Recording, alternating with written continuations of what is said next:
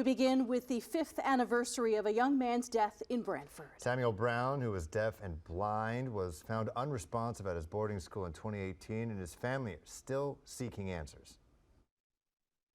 Samuel Brown would have been turning 24 this year. Instead, his family are still wondering how their son died under the care of a provincially funded school in Brantford. He was full of laughter. He brings life to you whenever time you see him. On February 9th, 2018, Brown, who was deaf and blind, was found unresponsive inside his room at the W. Ross MacDonald School. When Samuel passed away, it was very shocking to us because that was the last thing from our mind. The shock led the family to request a coroner's inquest into the nature of Samuel's death. Are going to render a verdict. This jury of 5 can make render a verdict, and they will be tasked with making in their verdict to find whether this was a homicide, whether this was another type of fatality under another category.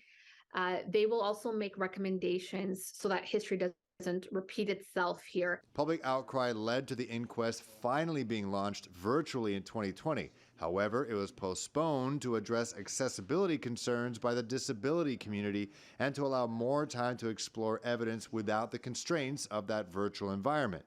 Brown's family are now pushing for another inquest to launch, setting a deadline for tomorrow for the coroner's office to announce a start date. We're out of time for the waiting, so there's one last opportunity after which I'll be escalating this matter. The office overseeing the inquest says it's in the works, but says, quote, the family filed a procedural motion that needs to be dealt with before the inquest can commence.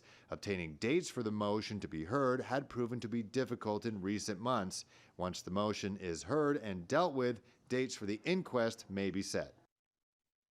In the meantime, Brown's family representation are asking municipalities, including Brantford, Hamilton, and Toronto, to observe a moment of silence for Samuel tomorrow morning at 7:06. Hamilton Mayor Andrew Horvath's office tells CHCA that she will be partaking in this moment of silence.